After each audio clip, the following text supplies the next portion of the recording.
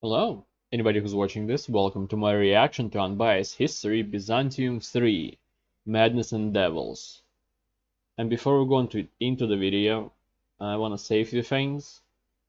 One of which is that I'm sorry if the space between videos, well, reactions to the Vakti videos has been too big for you. I'm just a bit reluctant to end this series, uh, because I know that the fourth is the final video, and that annoys me. What annoys me is hypocrisy in just in human nature. Uh, Not like YouTube, because it allows, for example, bashing one religion but not being able to bash other religions. YouTube just goes as humans do. It doesn't want to get fucked over by corporations or whatever. It doesn't want to lose money from its viewers and stuff like that, so it's understandable.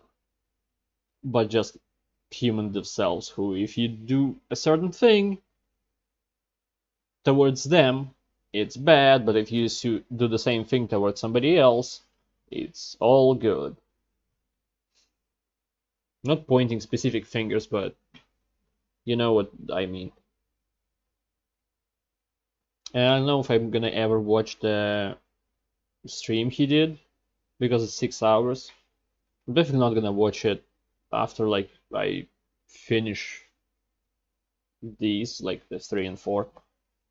But maybe at one point I'll feel nostalgic and I will finally want to know how the story ends, or I guess continues. It doesn't really end because Rome still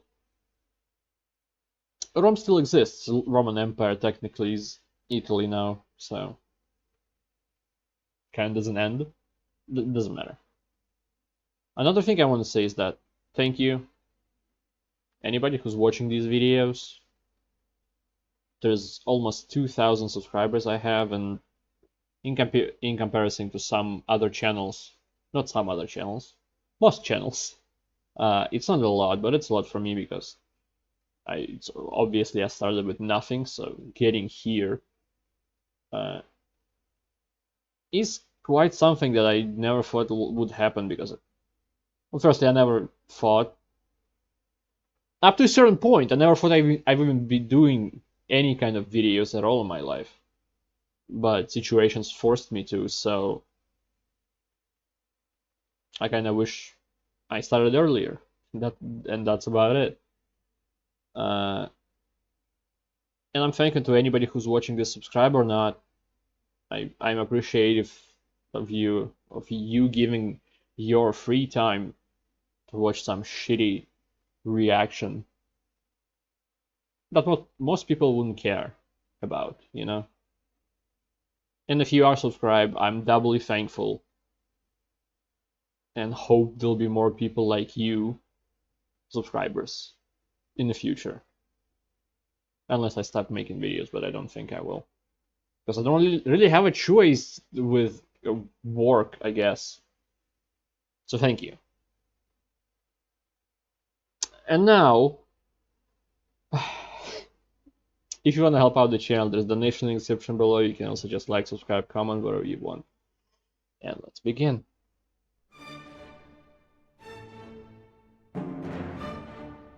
Is it gonna be too loud? It's fine. Of all the sad words Eastern Roman history knows, the saddest are these. Justinian was dead. For what comes next, well... Before Justinian died, Justin, Vigilantia's son that is, had the I noticed the thing with the Vakti videos on like a capture volume. Left and right side are different volumes. I wonder why.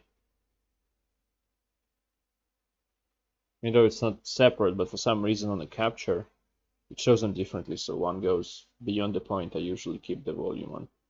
The one goes below it. Whatever.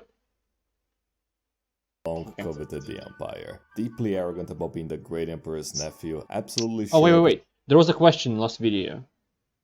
Who will succeed him? And I chose, I think, an incompetent relevant? Rev... What is the word? Relative. his excellence and wisdom and all that. In previous years, he had been married to Theodora's niece, Sophia, and met a new administrator in the capital, Tiberius, soon becoming friends. So much so, he made Tiberius one of the many he influenced to help support his future claim. When the bureaucrat realized Justinian was dead... Also, if you have a question why I'm wearing this, Halloween's coming up, so why not?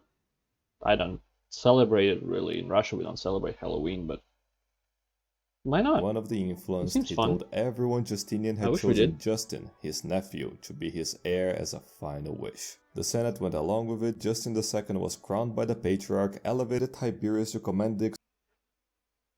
That Patriarch really reminds me of Russian patriarchs.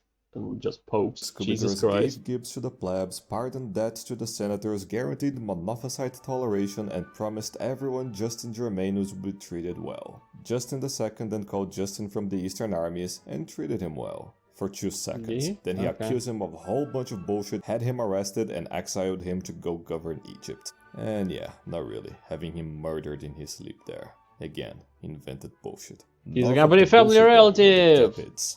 Oh, we did come back to this. I remember it though. Lombards and Avars were soon I'm a bit proud. And their mud huts taken. The conflict left Sirmium open for the retaking. That's rare! Ooh. They usually just come together to attack Rome. Or Byzantium. I'm still saying Rome because it is technically a Roman Empire, like, remains of it. Still, infighting is normal, but not to this degree for them, I guess. And Justin exploited it. The Avars in turn told the new emperor to pay them in exchange for not invading. Justin refused, and the Avars invaded. Tiberius was then sent to deal with them, but they just crossed north whenever he approached. As for the Lombards Nazis had hired, that is. They told everything they saw in Italy to their king, Alboin. In short, an ultra-civilized, depopulated, defenseless land. Alboin then invaded Italy, and due to the damage the Ostrogoths and Franks dealt to the defenses, soon took over the Po Valley, the entire north, and spilled some germs to take over the south. Mostly the countryside. They were too stupid to know how to siege Rome, Ravenna, and what was it? Venice? Some island city near the coast. Better yet, the Visigoths in Hispania then took Seville and Cordoba, and the Moors in Africa started a revolt and killed 2 generals sent to fight them. And Justin reacted to all of these catastrophes by increasing taxes on bread and wine. All that debt pardoning and Gibbs-gibbing drove things deep in the red, you see. And then the heretics... Is it bread and wine because it's kind of religious? Because bread is the body of Christ and wine is blood of Christ? Or is it water? And he just turns water into wine. I don't know. I'm a Christian, even though I was raised like it doesn't matter. Outdid themselves, with some Monophysite radicals now claiming that each member of the Holy Trinity had a distinct nature. They were soon accused of polytheism by their very own, and to defend themselves, they said it was perfectly plausible for gods to have distinct natures and still be a single entity. Thing is, that was exactly what the Council of Chalcedon, the Council Monophysites rejected, affirmed. Justin then pounced on this by getting them to sign an Act of Union, but all it did was drive the pleb Monophysites in Egypt angry, so the signatories backed off, which so angered Justin he started persecuting Monophysites again, inefficiently at that. Can you imagine what Justinian would have done with such a golden opportunity? As for Tiberius, he welcomed one of Paul's sons as one of his secretaries, a skilled youth named Maurice, who later on joined the Excubators, where he met another skilled youth, Philippicus. Meanwhile, in the forever irrelevant backwater of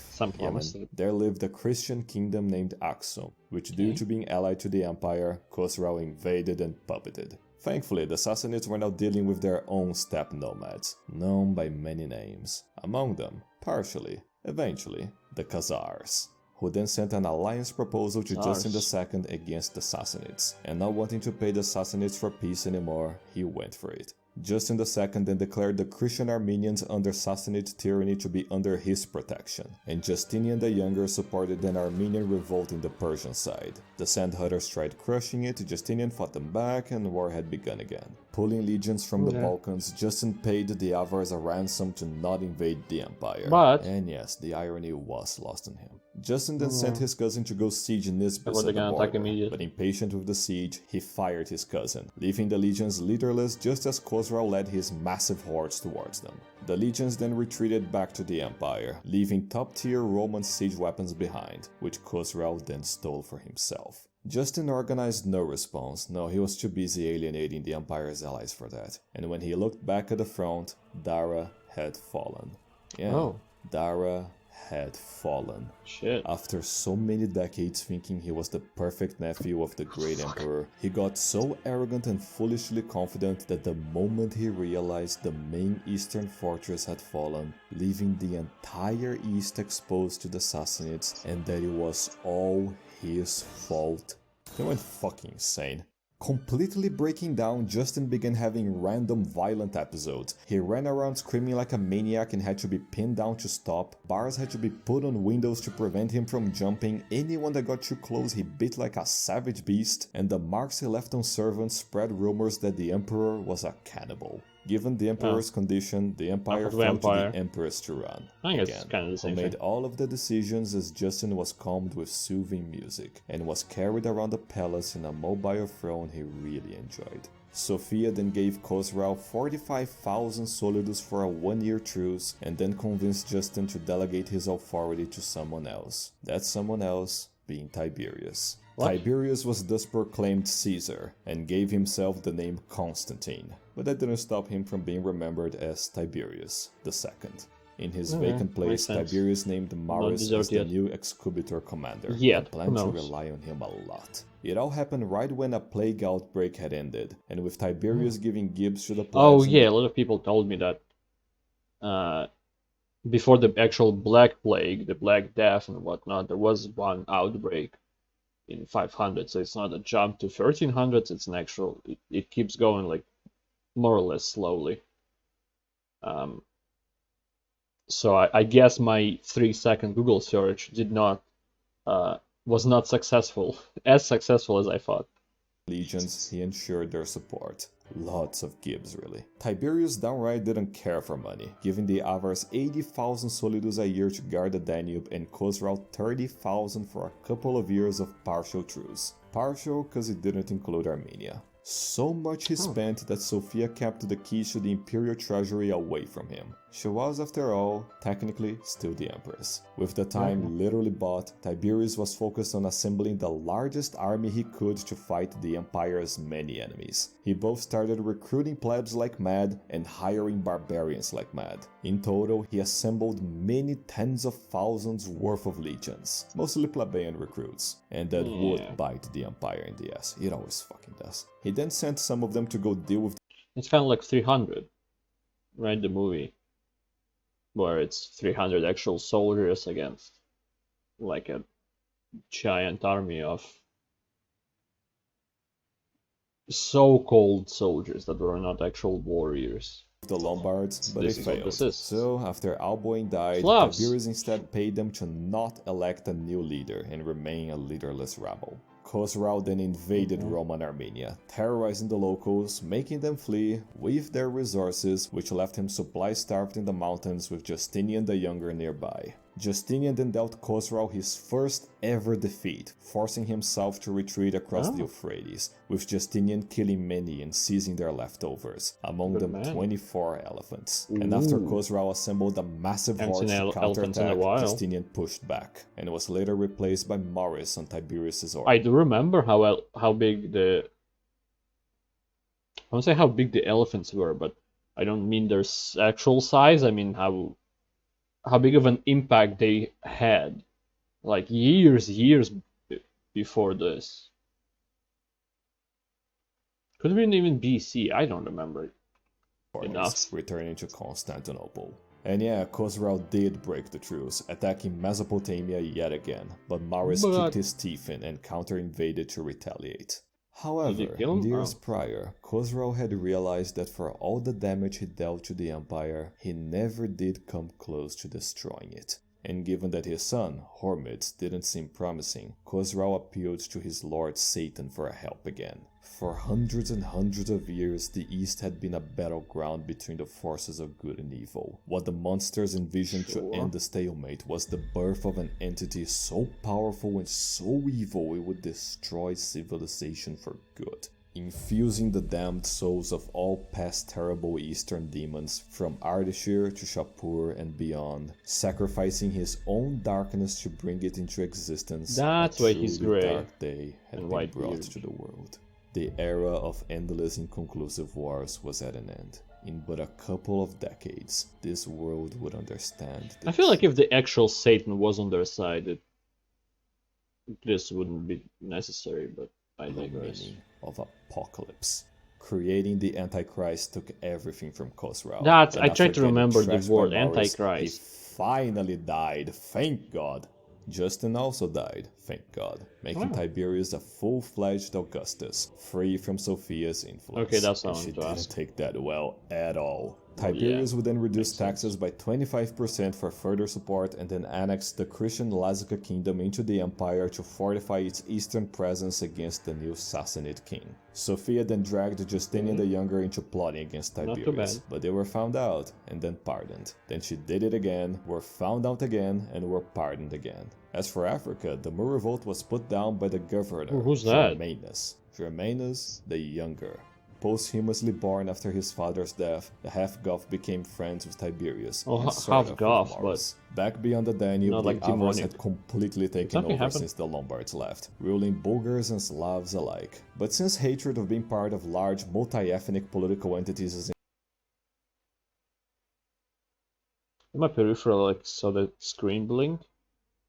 Hopefully that's nothing in the video. inherent to all Slavs, over 100,000 of them migrated south to the empire. Hey, Straight up Slavs. just walking in and starting to farm random Balkan lands as if they belonged there. Given the Slavic menace, Tiberius wanted a peace with the Sassanids, but Hormids refused to give back Dara, and the empire needed Dara. Maurice then began launching several invasions of Sassanid Mesopotamia, threatening Ctesiphon many times. Tiberius then evacuated Sirmium, letting the Slavs continually migrate south all the way to Athens. Maurice then met one of the main Sassanid hordes in one of his raids, and crushed them hard, killing their war chief and forcing them to flee to the occupied Dara. But the humiliation of the Sassanids was interrupted when the news came from the capital. Tiberius had contracted a severe illness. Recalled back to Constantinople alongside Germanus, they found Tiberius on his deathbed. Having only 2 daughters and thus no heirs, he married Constantina in chariot to the 2 men, who he then proclaimed both as Caesars, intending to divide the empire among them.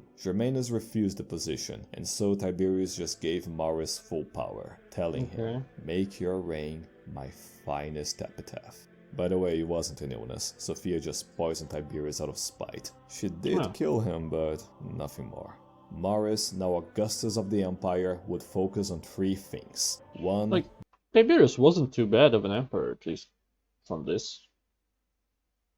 Better than the previous. Breeding. No, really, he had not 5, not 7, but 9 children with Constantina. Jesus 2. Christ. The Empire's finance. Cause after Tiberius, someone had to. And 3, and most important, except for that. crushing Rome's Except for enemies. giving money For that, left he and would right. assemble the best generals the Empire had to But offer. overall, it's not. Philippicus, now his wasn't far. brother-in-law. He's from for Priscus, divorce. a highly efficient, if reserved general. Commentiolus, an excubitor that absolutely despised barbarians of all sorts. Narses, no, not that Narses. And Heraclius. I don't like how Narses Heraclius looks like. the Elder. A descendant of Heraclius of Edessa, a veteran that fought in the failed African invasion of 468, Heraclius would join the legions and become Philippicus' most trusted commander. Being known as the Elder because he had a far more famous son, Heraclius, the Heraclius. To force a peace with the Sassanids, he sent some legions to take over Persia and Armenia, but when they met some difficulties, he put Philippicus in charge of them. Philippicus then invaded, finding and crushing a Sassanid army, who then fled to Dara. Heraclius though went further, invading deep into Persia and capturing several forts.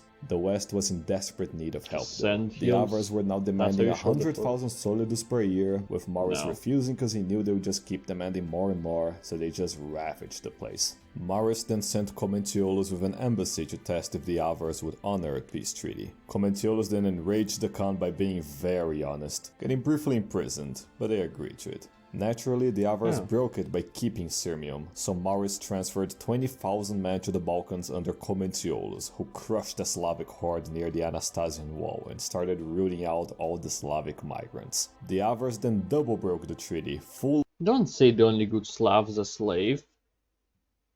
We enslaved each other enough.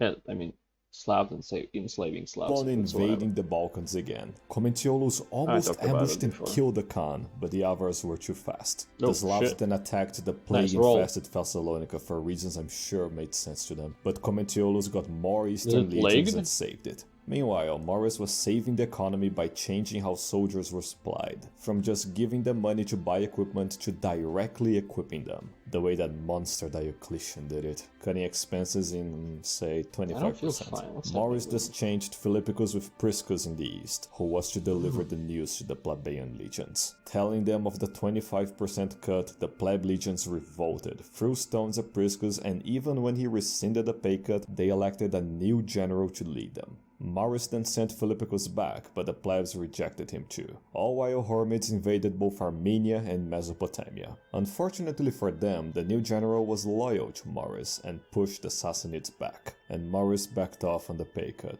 Priscus was then sent to deal with the Avars, letting one of his soldiers get caught with a fabricated message by Maurice telling Priscus of an upcoming naval invasion of the Avar heartland. The Avar Khan fell for it and agreed to leave for 60,000 soldiers instead of the 100,000 to defend his lands. The eastern general then gave back command to Philippicus, who would then receive news of a traitor that led 400 Sassanids to Martiopolis, saying they were deserting to the empire only then to be let in and give it to the Sassanids. To counter this, Maurice took advantage of the Lazican annexation by convincing the Christian Iberians to attack the Sassanids. To fight them, Hormizd sent a war chief named Bahram. Bahram did expel the Iberians, but was then defeated in battle by the Romans. Twice. Outraged at his performance, Hormizd sent Bahram a present that fully represented what he thought of his performance in battle: a woman's dress. Bahram then revolted against Hormizd, marched his hordes south, crushed the loyalist hordes, and before he took Ctesiphon, the men inside killed Hormizd, with Bahram proclaiming the rebirth of the Parthian Empire. Alright, While the Sassanids imploded, Maurice's sons had grown up, especially his eldest son, Theodosius, who became good friends with Germanus. Such friendships were plentiful, because after abolishing that old reform from that monster Diocletian, Maurice made provincial governors, now exarchs, rule both the administration and the military, naming Heraclius the Elder as the new exarch of Africa. Philippicus was then replaced by Commentiolus, who then beat a nearby Sassanid horde, but could not yet retake any of the lost cities. As he contemplated his hatred of barbarians in private, he received news of an unexpected guest nearby the gates. As he went to see who he was, Commentiolus could feel the evil in the air, that malevolent barbarian essence he so recognized and despised, stronger than he ever felt before. A bloodthirst unrivaled, a deep wish to destroy civilization. Before him stood Khosrau II, asking for the Empire's help in retaking his throne. Before the news reached him, Maurice was instigating the Franks into attacking the Lombards, but then they elected a new king and pushed them off several times. When Maurice did hear of Khosrau's request, before instantly refusing, he was also told of the trade he was offering. Not only would Khosrau II give back both Dara and Martiopolis to Rome, but also most of Sassanid Armenia. But then Bahram counter-offered, promising all of that plus Nisibis at the border.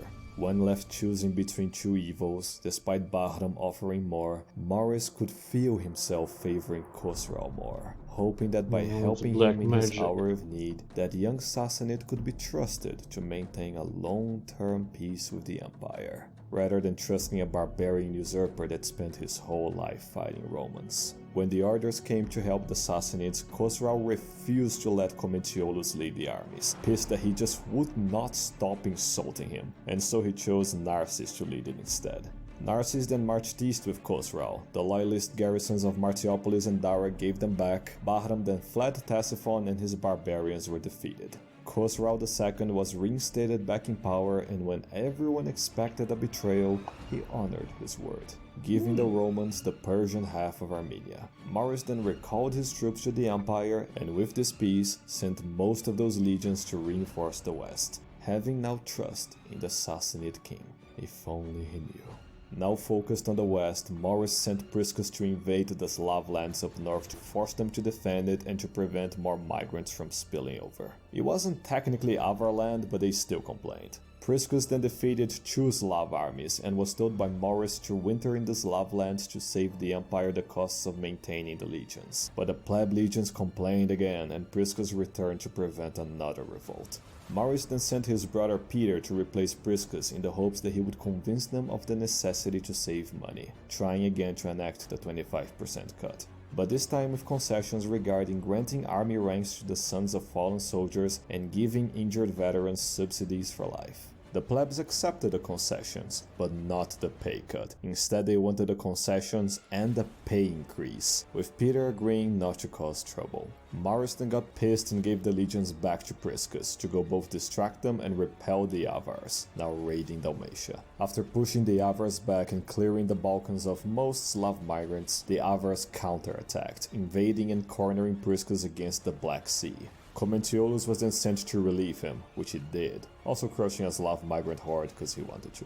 Then the plague had re-emerged from Italy, spreading to the empire. And while not as bad to the Romans as it once was, it was devastating to the non-immune Avars. The Avar Khan lost 7 sons to the plague, wrecking the Avars so much they retreated north wanting peace. Commentiolus got a little ill, but sensing their weakness, Maurice sent Priscus north with all of his forces. Battle after battle after battle after battle, Priscus crushed all Avar hordes he found, destroyed remaining Gepid mud hut villages and won a 5th battle against the Slavic horde, taking tens of thousands of prisoners. And for the first time in decades, the Danube was pacified. Bitter in defeat, the thousands of traders that had deserted the empire for the Avars were slaughtered by them. Being a good winner, Maurice then let the Avars have their hostages back, knowing it's better to have constructive relations with them than to destroy them and have an even worse horde take their place. In fact, these insights into the military realities of the age were central to Maurice's magnum opus, the Strategicon, a military manual containing the collective wisdom of the best generals of the age, condensed into a single book. A masterpiece of the defensive attritional warfare the late Roman Empire had grown so used to. Plus horse archery. Lots of horse archery. But all these victories and imperial brilliance was lost on the plebs. All they saw was an emperor that wouldn't give them gibs, the return of the plague, and now a famine, leading to riots. Theodosius would fall under attack in the capital, but was saved by his friend Germanus. Maurice then gave the legions to Peter, telling him to go fuck up the Slavs. Succeeding in the task, Maurice told him to pass the winter in the Slav lands to save costs. The legions complained yet again, but Peter insisted on the orders. The weather then turned for the worse. Several storms and cold winds gathered, but Peter continued to insist. Furious at being asked to do their job, the pleb legionnaires chose one among them to lead their resentment. The ultimate manifestation of blabbery and the epitaph of all that is corrupt and traitorous. Phocas would remember all, just how bad things can get. Just who do you think was the prime driver of all of those times the legions refused? His name is kind of... is what they are asking, right? Phocas.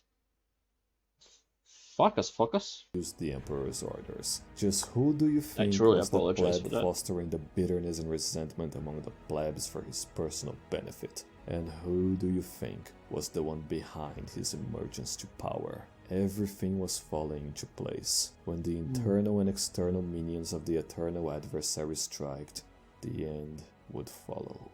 Phocas's rebels were the closest forces to the capital, and immediately marched there. His demands being for Maurice to abdicate and give the empire to either his son Theodosius or to Germanus, this being a plot to alienate them from each other. With the rioters playing ball, they seized all horses in the city, except for Germanus' horse, an act to make Maurice even more suspicious of him. Germanus then took refuge in the Hagia Sophia, but before forcing him out, Maurice, with nowhere near enough men to guard the Theodosian walls, he decided to flee with his family across to Anatolia. As he convened with his family, Maurice was struck with an illness, a case of gout that made traveling impossible. And now he began speaking of Khosrau II as his last hope. Maurice then sent Theodosius to ask Khosrau for help, but later restored his senses and recalled his son back. However, when Phocas got to Constantinople, there was no one to stop him from acclaiming himself as the emperor. While in the city, Germanus tried acclaiming himself emperor before Phocas, but the Greens wouldn't support him. Seeing where the wind was blowing, the Senate proclaimed Phocas as the rightful emperor, and had him crowned as such outside of the walls, letting him enter as a triumphant hero. As the first successful usurpation in the Roman East in countless years, Phocas bribed the plebs in the Hippodrome for support, and sent his minions to hunt down the incapacitated Maurice. It didn't take long, finding him and his family in Chalcedon. And so, Maurice was forced to watch as all of his sons were killed and daughters brutalized before his very eyes, only for then to be killed himself. Phocas ordered the heads of Maurice and his sons to be publicly displayed, imprisoning his wife and daughters as he publicly damned the late emperor's memory. All citizens in the empire worth their salt refused to bow to the usurper, with Phocas using his pleb legions to hunt down every last one of them. Peter was killed shortly after the fall of the capital. Philippicus was imprisoned and forced to join a monastery under heavy monitoring. Narses was captured after a siege and burned alive in Constantinople. Commentiolus was tortured for his vehement defiance and executed. Germanus was forced to recognize Phocas as his emperor and kept on a tight leash. And Priscus, due to his recent famous triumphs, was allowed to live and join Phocas's regime, getting arranged to his daughter and entrusted to serve him loyally as the excubitor commander. With no morals nor restraint, Phocas purged the empire of every last shred of defiance and competence he could find, replacing the higher ranks with his corrupt relatives. But for all the damage Phocas did Sounds like another country I know. Empire, it paled in comparison to what the true enemy would bring. With the great emperor dead, his generals gone, and legions traitorous, though lacking the original pretext he planned for, Khosrau II still followed his creator's wishes and declared war on the Roman Empire. The usurper cared little for it, but near him, Priscus well knew that this war would be like none ever fought before in the East. Having lost his emperor, colleagues, and now facing this existential nightmare, Priscus wrote to the only man left he knew could save the empire from the brink of destruction. Risking his life to do so, he made sure the letter got to him. And although Heraclius the Elder would honor the call, it would not be him who would fulfill it. For untold millennia the Romans had stood defiant, barbarian after barbarian, traitor after traitor. Be it triumph or catastrophe in the end, there was always a hero fighting for the light in any crisis, and so it would be for this one. The following decades would be ones of conflict and suffering far beyond any seen on this age. The age of Heraclius, the age of the final war.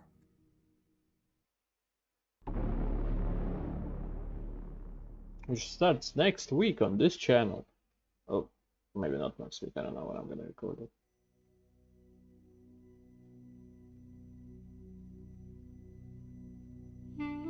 Okay, that's it.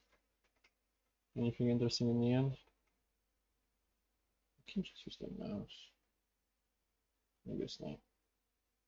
Okay. Except for me feeling weird. I don't know why. That's unusual. Everything is fine. Well, Empire is quite in deep shit.